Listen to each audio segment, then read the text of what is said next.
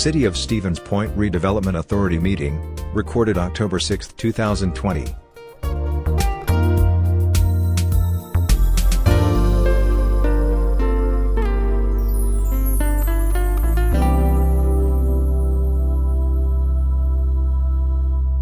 It is 3 o'clock. I'll call the Redevelopment Authority to order for the October 6th meeting. Director will take the roll. Schleiss. Here. Gardner. Here. Kneebone. Here. Cooper. Here. Kemeter. Here. Laddick. And Barrett. Here. Okay, we have a quorum. Number 2, persons who wish to address the board on specific agenda items other than a public hearing must register the request at this time. Those who wish to address the board during a public hearing are not required to identify themselves until the public hearing is declared open by the chairperson, and we do not have any public hearings today. Do we have anybody registered, Director? Nope. Alrighty, so there's number 3 we will skip. Discussion possible action on the following: the minutes and actions of the Redevelopment Authority meeting of August 11, 2020. Director? Would entertain any friendly amendments, otherwise recommend approval as presented. Do we have a motion? I move that we approve the minutes and actions of the Redevelopment Authority of August 11th, 2020. I have a motion. Is there a second? This is Cooper. I'll second that. We have a motion and a second. Any discussion? All in favor, aye? Aye. Aye. Aye. Aye. Opposed? Motion carries. Number 2, financial reports, claims, and statements from July 2020. Director? Just for clarification, Dave Laddick, did you join us? Yes, I'm here. Yep. Okay. Thanks. Nothing out of the ordinary. Would recommend approval as presented regarding the financial reports from July of 2020. Do we have a motion? Gene, motioning? I move that we accept the reports, claims, and statements from the July 20th, 2020. Is there a second? I'll second. Alder Kneebone here. We have a second. Any discussion? All in favor, aye? Aye. Aye. Aye. Opposed? Motion carries. Number 3, the amended agenda item, request from the Children's Museum for consolidation of loans and temporary loan forbearance. Director or controller, whoever wants to handle it. I can start, and if the comptroller wants to jump in, feel free. So essentially what's before you tonight or this afternoon is a request from the Children's Museum to essentially to do 2 things: combine their 2 existing loans into one, and then provide a 6-month forbearance on their loans due to the COVID-19 pandemic and their inability to get the revenue or obtain revenue that they need to make these types of payments. We have allowed them to pay interest only through the last few months. Staff's recommendation, as outlined by Mr. Laddick, is that we offer a 20-year option that's more in line with the existing payment amount. And then the loan plan or the amortization schedule is provided within the packet itself. Corey, I don't know if you want to add anything here. No, I think that pretty much covered it. The only other thing to add is that, so the interest would still accrue and get added to the loan balance for the 6-month forbearance. And then basically we just included that in the, payment schedule then. So then over the remaining 19 and a half years of that loan, then they are, paying everything in full. All righty, discussion, motions.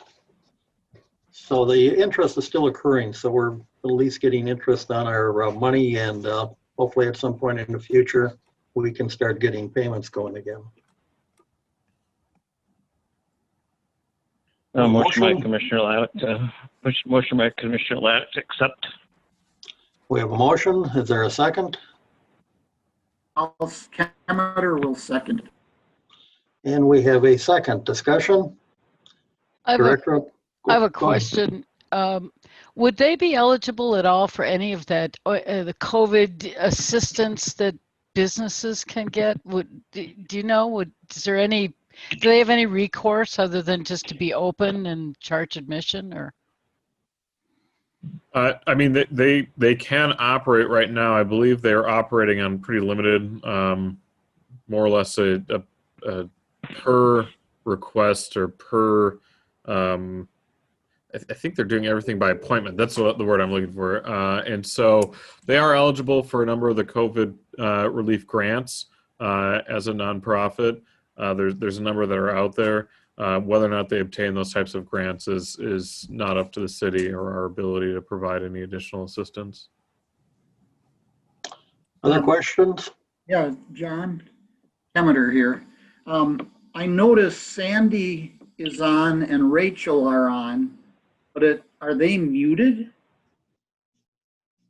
They can unmute and speak to this if the chairman wishes.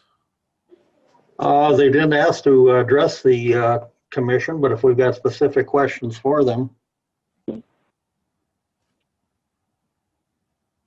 Hi, guys. This is Rachel Gadbois. Can everyone hear me? Yep. Yes. Yep. So the museum, just a little bit of background, and Sandy could probably jump in with a little bit more information, but they did apply and received money for the PPP loan back in the beginning of the year so that we were able to continue to pay our employees and keep everyone fully staffed. There are a number of other grants that Sandy's been working on applying for. I don't know the specifics of what's been received and what we're waiting to hear back on. But even with those additional grants coming in, because of the period of time that we were closed down and the limited number of individuals we're allowed to have in staff or in the building at this point, our revenue is still down, projected for the year about 85%. I mean, what usually is coming in, typically we have birthday parties that have all been canceled throughout the last year. All the field trips through the school district, which is a huge part of our revenue, have obviously been canceled because they can't go anywhere for the school district. So we lost everything from the end of 2020 and projecting into 2021 that we won't see any of that coming back. So if Sandy wants to add anything, she can do so as well. And I'm happy to speak if you guys have other questions. I'm going to mute you because my kids are here, but I'm happy. I'm listening in. So thank you. The only thing I have to add would be in regards to some of the grants available. Can everyone hear me? Yes. Okay. Yep. The Wisconsin We're All In grant unfortunately did not include nonprofits, so we were not eligible. Last week, we did apply for the Wisconsin Humanities Grant. Those results for $50,000 will be determined at the end of next month. So it'll be at least a month before we see any funds if we do qualify for that one. Any questions from the commission? Director will take the roll. Schleiss, Aye. Gardner, Aye. Kneebone, Aye. Cooper, Aye. Cameter, Aye. Laddick, Aye. Barrett. Aye. 7-0. Motion carries. Number 4, amendment and restatement of development agreement between the City of Stevens Point, the Redevelopment Authority of the City of Stevens Point, and Northside Yard LLC for the redevelopment of 1017 3rd Street, former Lullabye furniture site. Director. So for the last several months, several city staff have been working with the developer, Merge Development, which is the Northside Yard developer, and trying to get their project in the ground as soon as possible. As this body may recall, we had the original development agreement. We had an amendment to that original development agreement for some of the additional environmental contaminations on the property. And instead of doing a third amendment, we opted to pursue a restatement and amended development agreement. So this development agreement will be the overarching document. I will state that in terms of the incentive and the project itself, nothing is changing. The major changes here are the timeline and kind of the platting or the condo platting of the property. So essentially, the developer had a hard time finding financing in the midst of the COVID-19 pandemic. The bank that they were working with originally put a nationwide moratorium on commercial lending. And then every bank that they would go to said, hey, we really like this project. However, it's too big of a project in a market that we believe is untested. If you cut the project in half, we'd finance the first half. And then if that proves successful, we'd finance the second half. So through that conversation, the original phase one was the 2 4-story mixed-use buildings along Centerpoint Drive. The developer is asked to reduce that to do one of the buildings as part of the first phase. This would be the one that's adjacent to the Guzman building on near Centerpoint and Union. The next phase would be the second 4-story mixed-use building. That'd be close to the corner of 3rd and Centerpoint. Phase 3 would be the 3-story apartment building, and then phase 4 would be the 11 townhomes that would be along Portage Street. So through that process itself, we had to re-evaluate some of the incentives. As you may recall, at the end of phase 1, there was an upfront incentive of $3 million. We have scaled that appropriately. We're at the end of phase 1 or the first building. They would receive $1.5 million. At the completion of phase 2 or the second 4-story building, they'd receive the last $1.5 million. We did retain the $25 million valuation requirement for them to receive 100% of their tax increment back over the remaining life of the TIF district. And so that puts a little bit of fire under them to do the rest of the project because those additional phases are still needed in order to reach that $25 million valuation. The Planning Commission, the City Council last night reviewed this document, did recommend approval with the proof of financing within 120 days. That was something this group had wanted as well. I will admit fully at fault for not including that as the development agreement when we were renegotiating that. But with the City Council's request and then this body's request last time this was discussed of including the proof of financing, we believe we can add that as part of the development agreement to continue pushing this project forward. So more than happy to answer any questions that the Redevelopment Authority may have. Otherwise, staff's recommendation is approval as presented with that 120-day requirement for proof of financing. Questions from the commissioners or a motion?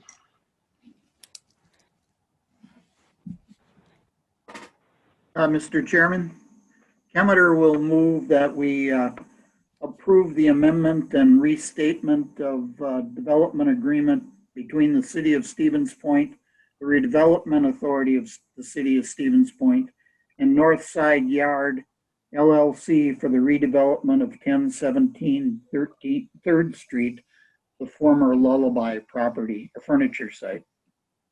We have a motion. Is there a second? Barrett seconds. We have a motion and a second. Discussion? Director will take the roll. Boyce, Aye. Gardner, Aye. Ebone, Aye. Cooper, Aye. Kemeter, Aye. Laddick, Aye. Barrett, Aye. 7-0. Motion carries. Number 5, termination of revocable license and landscaping maintenance agreement between Redevelopment Authority, the City of Stevens Point, and Landscapes for Life Foundation Incorporated, pursuant to Section 3(b) of said agreement. Director. So as part of the redevelopment of the Fox Theater, the what I call enhanced landscape area that is behind the Fox is required to be moved. As part of that, to make sure we're compliant with our revocable license and landscaping agreement with Landscapes for Life Foundation, we do have to provide them notice of termination. It's likely that this is going to come back to the body for consideration in their newly located spot, which is a little smaller, but it'll be adjacent to the Strongs Avenue right of way or the roadway there behind Goose, kitty corner from the Shopco building. So the developer for the Fox is already working with Landscapes for Life on the relocation, so that's moving forward. This is more or less a formality to ensure that we're compliant with the development agreement. Questions? Motion. I was going to ask the director, will they be able to utilize some of the items that were at the present site, or? We're hopeful. So when the Fox Theater debacle was going on and we had to get a group in there to start dismantling the building, we did have the Parks Department pull a bunch of the concrete benches, among a few other items, and so those will hopefully be reused. I think your question more pertains to the pergola that's there, and we're trying to see if we can relocate that. It's going to be a 50-50 chance whether or not it gets relocated. Other questions? Gene? If you're ready, I'll make a motion. I'm ready. Okay, I move that we approve the termination of the revocable license and landscaping maintenance agreement between the Redevelopment Authority of the City of Stevens Point and Landscapes for Life Foundation Incorporated, pursuant to Section 3B of said agreement. We have a motion. Do we have a second? Second by Commissioner Laddick. We have a motion and a second. Discussion? Director will take the roll. Slice, Aye. Gardner, Aye. Ebone, Aye. Cooper, Aye. Demeter, Aye. Laddick, Aye. Barrett. Aye. 7-0. Motion carries. Number 6, revocable license and electrical vehicle charging station maintenance agreement between the Redevelopment Authority of the City of Stevens Point and the Opera House LLC. Director. The Opera House LLC is the entity that is redeveloping the Fox Theater. It's a sub-company of Wildcard Corporation, which is a local IT company. So as part of the redevelopment of that project, we are going to be installing a new entrance to the rear of the property, to the rear of the Q Gallery and the west side of the extended Fox Theater. As part of the redevelopment plan, Wildcard and Fox Theater, Wildcard and the Opera House LLC has asked to install electric vehicle charging stations in the 4 parking stalls that are proposed west of the property. Because it's on Redevelopment Authority owned land, and because the Opera House is planning to maintain the electric vehicle charging stations, we felt it was important to put this agreement together. I would say it's similar in nature to the agreement that you just voted to dissolve, that we can revoke the agreement when if needed, and that I'll call the developer is responsible for all the maintenance, the upkeep of the structure, and whatever else. So the agreement is within the agenda packet. Believe it or not, this was a really hard agreement to write because there's not a lot of these out there. So would recommend approval as presented. Discussion. Do we have a motion? This is Cooper. I would make a motion to approve the agreement as presented. We have a motion. Is there a second? I'll second. Alder Nebone. We have a motion and a second. Discussion? Director will take the roll. Slice, Aye. Gardner, Aye. Ebone, Aye. Cooper, Aye. Demeter, Aye. Laddick, Aye. Barrett. Aye. 7-0. Motion carries. Number 7, dumpster and parking license agreement between Redevelopment Authority of the City of Stevens Point and Point Housing LLC regarding dumpster corral and municipal lot number 16. Director. Okay, so this is going to get a little convoluted and complicated, but promise, just stick with me. So in 2014, as this body may recall, the Redevelopment Authority approved a revocable license and dumpster agreement with, at the time it was JLP LLC. That's another just company of Point Housing, which is operated by Mike Beacom. He agreed to maintain the existing dumpster in Lot 17, which is the small lot just south of Lot 16, which is a Great Lakes lot. In exchange for maintaining and essentially entering into agreements and working with the local businesses on use of that dumpster, we would provide him the opportunity to utilize the 7 parking stalls that are just west of the existing dumpster corral. The city council authorized a new dumpster to be installed in the downtown area. And so through some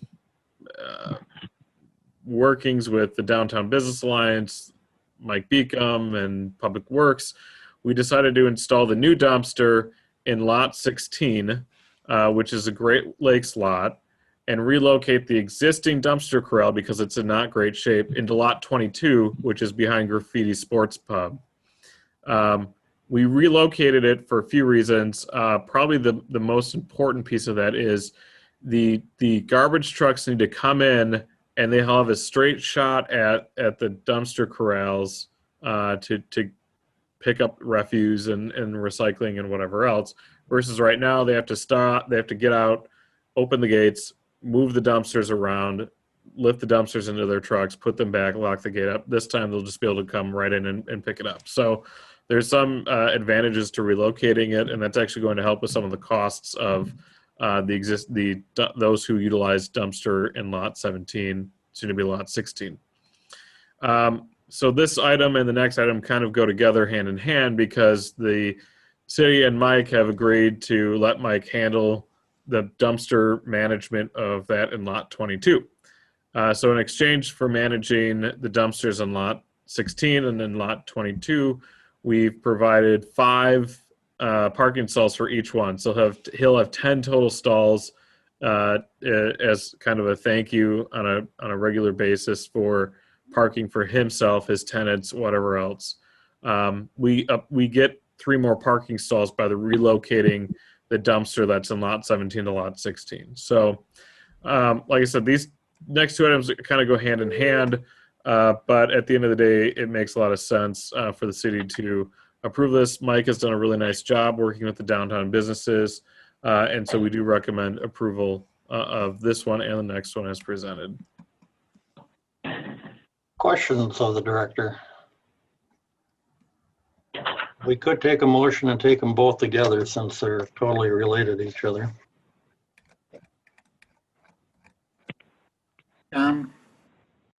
This is Kemeter again.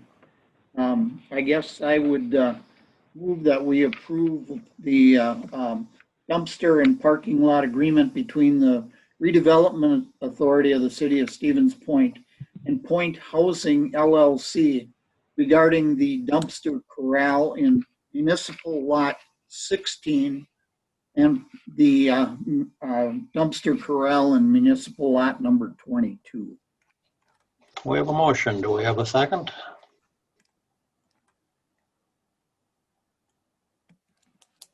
Second by Commissioner Laddick. And we have a motion and a second. Is there any further discussion? Director will take the roll. Slice. Aye. Gardner. Aye.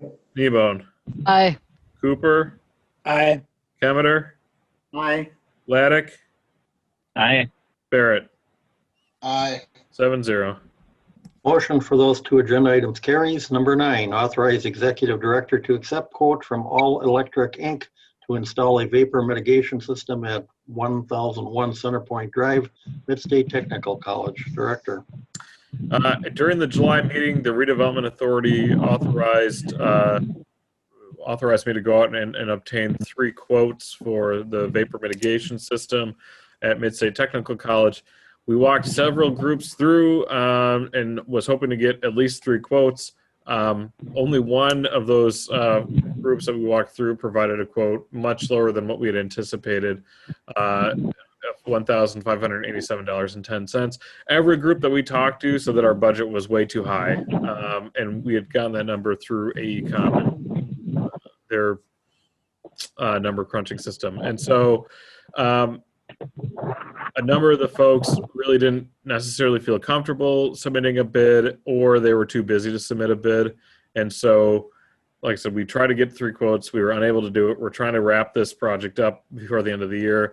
Because it's such a low bid, I am asking authorization to just enter into the agreement with All Electric in the amount of $1,587.10. Questions of the director? Or a motion? Kneebone here, I'll move to approve. We have a motion to approve. Do we have a second? Barrett seconds. And a second. Further discussion? Director will take the roll. Schleiss, Aye. Gardner, Aye. Kneebone, Aye. Cooper, Aye. Cameter, Aye. Laddick, Aye. Barrett, Aye. 7-0. Motion carries. Number 10, Environmental Protection Agency, EPA Community-Wide Brownfield Assessment Grant Activities. Director.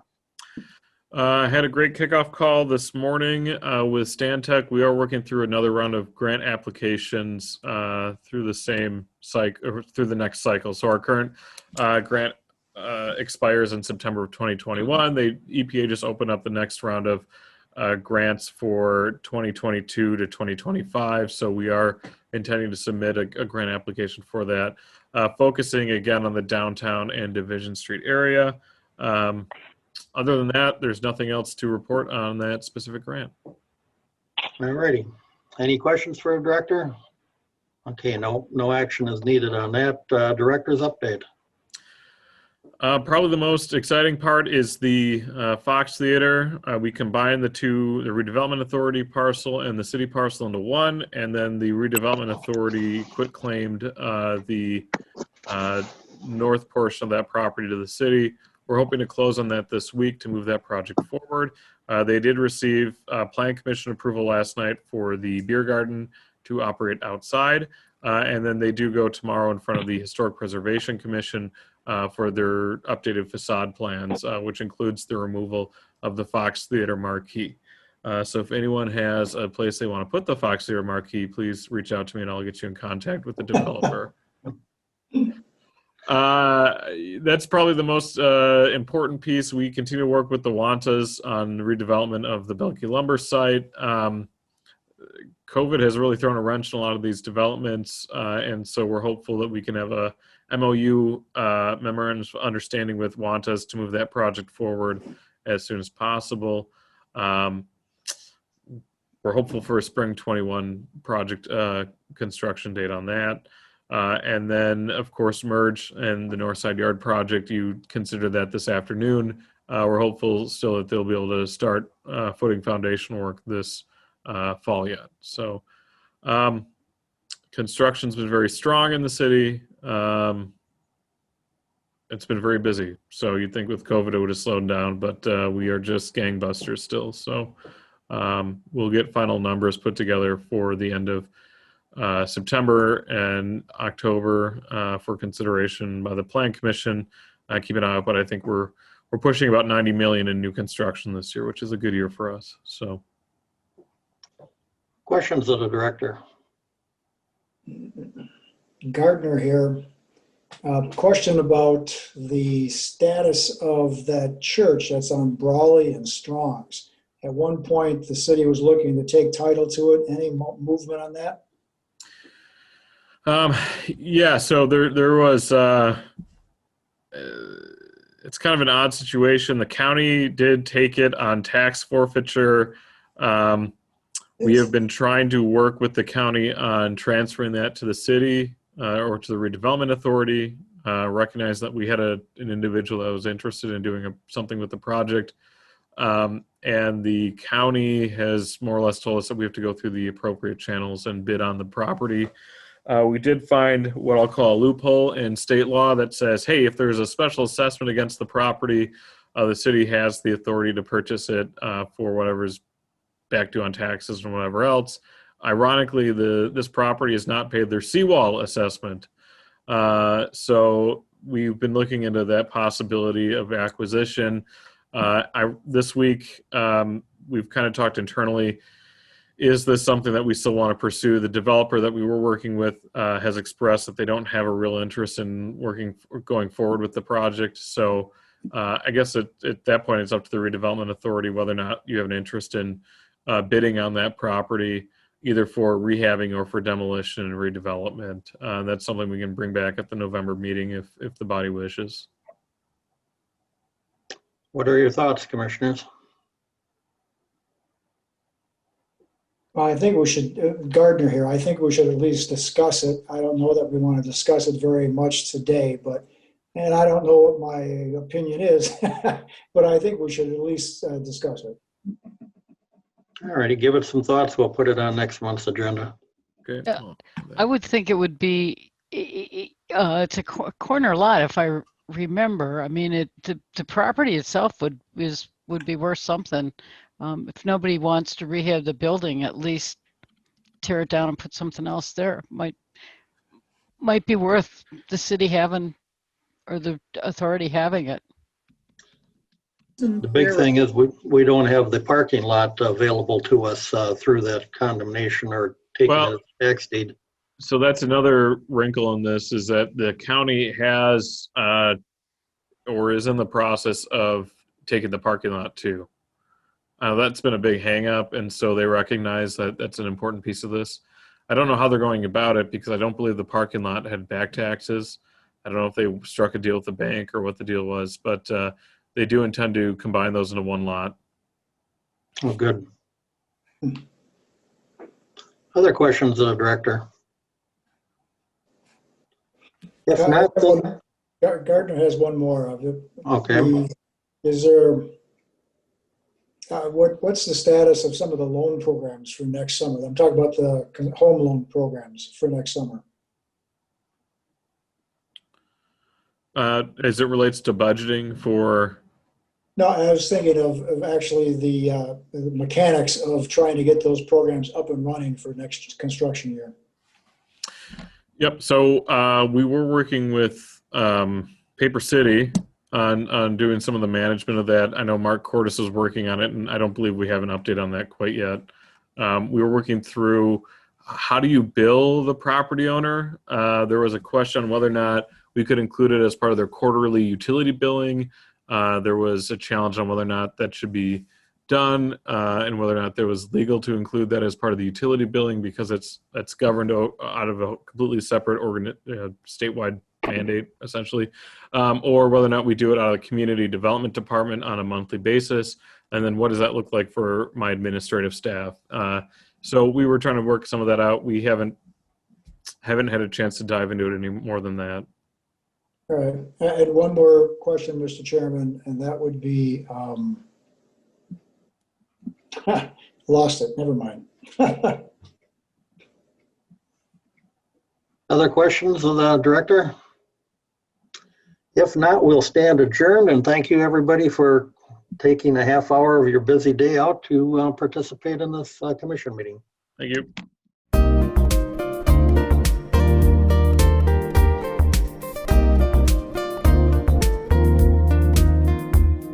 A video of this meeting is available for viewing on the city's website, stevenspoint.com/videos.